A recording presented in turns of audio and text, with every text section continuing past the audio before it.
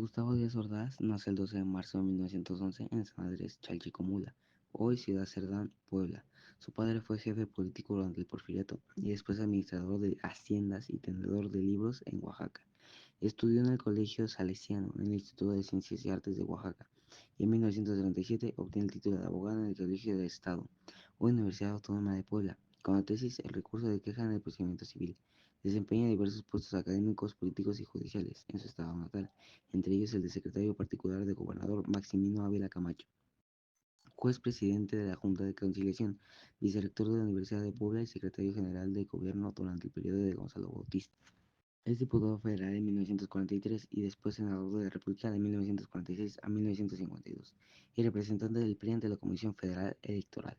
En el mismo año de 1952 ocupa la dirección jurídica de la Secretaría de Gobernación y en 1953 es nombrado oficial mayor de la misma, y al tomar posesión el presidente López Mateos se encarga de la titularidad de esa secretaría hasta el 17 de noviembre de 1963, cuando rinde protesta como candidato presidencial por el Partido Revolucionario Institucional, con la Constitución como guía sin admitir retrocesos ni claudicaciones, porque en México existen todas las libertades menos una, la libertad para acabar con todas las demás libertades. Su candidatura es apoyada también por los partidos Popular Socialista, PPS y Auténtico de la Revolución, PARM, y en mayo de 1964 es sostenida públicamente por el general Cárdenas, el personaje de mayor autoridad moral entre los sectores de la izquierda mexicana. Los hombres de la revolución, señor licenciado, deseamos que logre usted realizar su programa social que el pueblo ha conocido por usted mismo. Las campañas tienen lugar con la participación del candidato del PAN, José González Torres, quien como presidente de ese partido había estrechado relaciones con la democracia cristiana alemana y latinoamericana, y que sostiene como uno de sus principios el carácter subsidiario de la necesaria intervención del Estado. De manera marginal y sin registro legal también participa Ramón Danzos Palomino, del Frente Electoral del Pueblo, FEP, constituido por las izquierdas, incluido el Partido Comunista Mexicano, que tampoco tiene registro legal. Un incidente que rompe la tranquilidad de las campañas se da en Chihuahua, cuando un alumno de la Normal de Salaices trata de intervenir en un mitin, lo que provoca la quema de la tribuna por los estudiantes y que el propio Díaz Ordaz se enfrenta a ellos para condenar la violencia que provoca.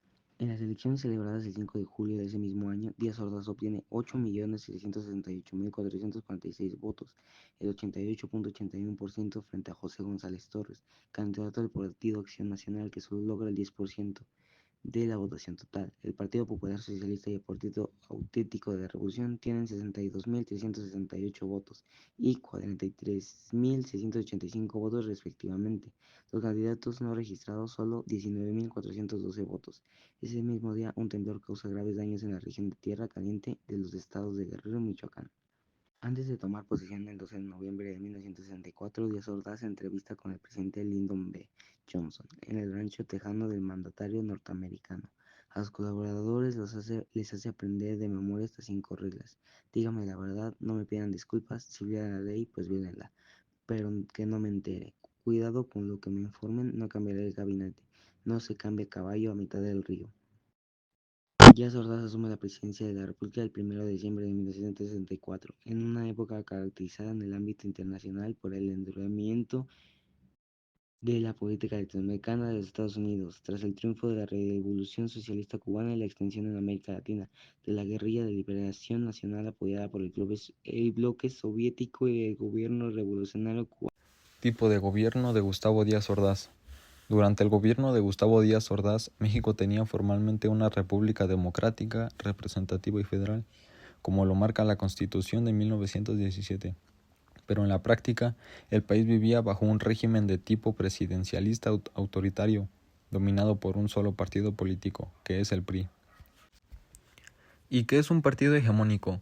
Un partido hegemónico es un partido que controla todos los niveles de gobierno, federal, estatal y local. En ese tiempo, el PRI gobernaba todo, aunque había otros partidos como el PAN. No tenían oportunidad real de ganar elecciones, porque el PRI manejaba el sistema electoral a su favor. Incluso el presidente elegía a su sucesor por medio del famoso dedazo. ¿Qué pasaba con la gente que protestaba? El gobierno no permitía protestas ni críticas.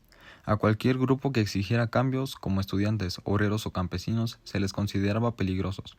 Por eso, el gobierno usaba al ejército, la policía y los servicios de inteligencia para vigilar, amenazar y reprimir a los movimientos sociales. Logros de Gustavo Díaz Ordaz. Número 1. Crecimiento económico, modelo del desarrollo estabilizador. Este modelo se basaba en fomentar el crecimiento con estabilidad de precios, no endeudarse excesivamente e invertir fuertemente en la infraestructura. Logros específicos. Promedio del crecimiento del PIB del 6.8% anual, inflación promedio por debajo del 5%, creación de empleos formales e industrias y servicios. México se convirtió en uno de los países con crecimiento más estable de América Latina en esa época. 2. Infraestructura nacional.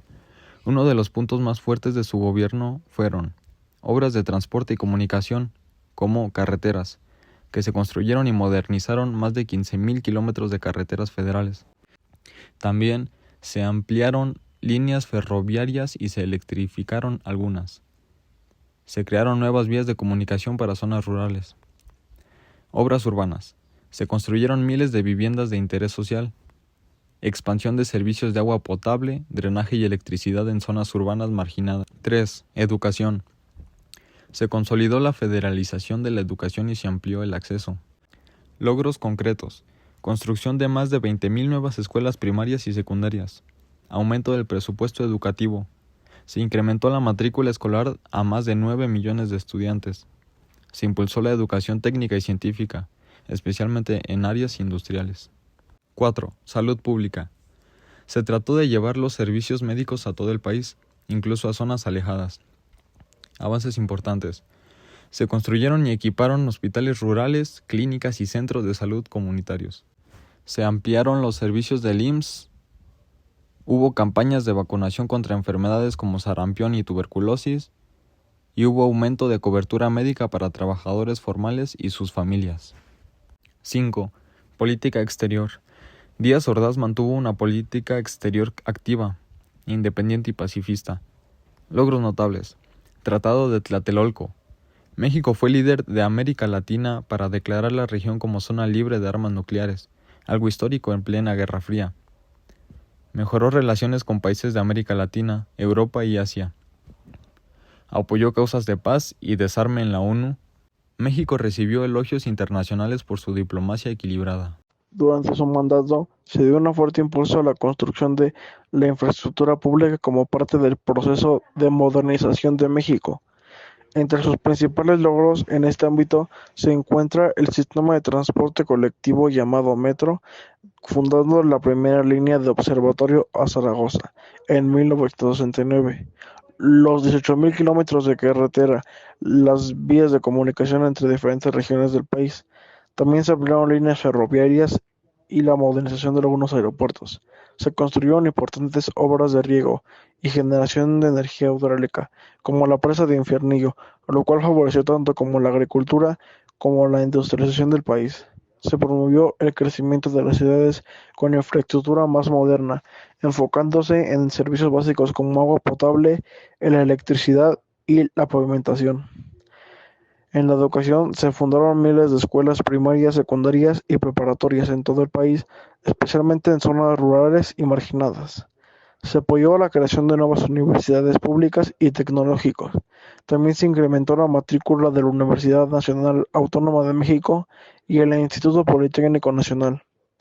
Se abrieron más escuelas normales para preparar maestros en todo el país, mejorando la calidad del sistema educativo nacional. Se incrementaron los recursos públicos destinados al sector educativo en un esfuerzo por profesionalizar y modernizar la educación. En la economía, el sexenio de Díaz Ordaz, conocido con el periodo de Milagro Mexicano, una etapa de crecimiento económico sostenido. Creció una tasa de promedio del 6% anual con baja de inflación y estabilidad fiscal.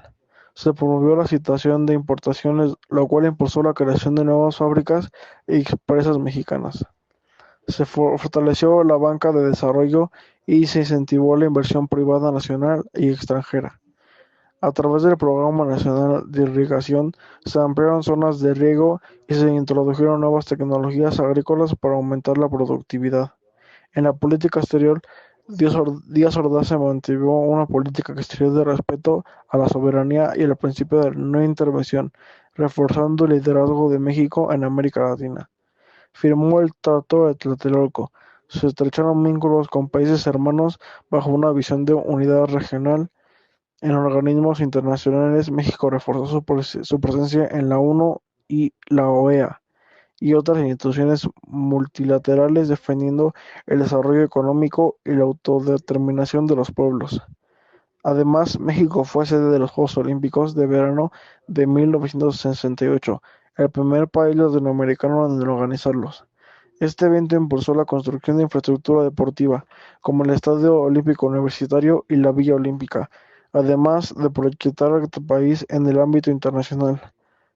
También fue un escenario de avances sociales como la participación activa de mujeres y países africanos en la competencia. Aunque no es una aportación positiva, es posible separar su legado uno de los hechos más trágicos de la historia moderna de México, el movimiento de estudiantes de 1968.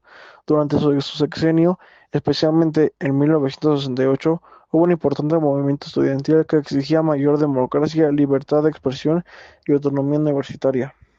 Fue la masacre de Tlatelolco, el 2 de octubre de 1968.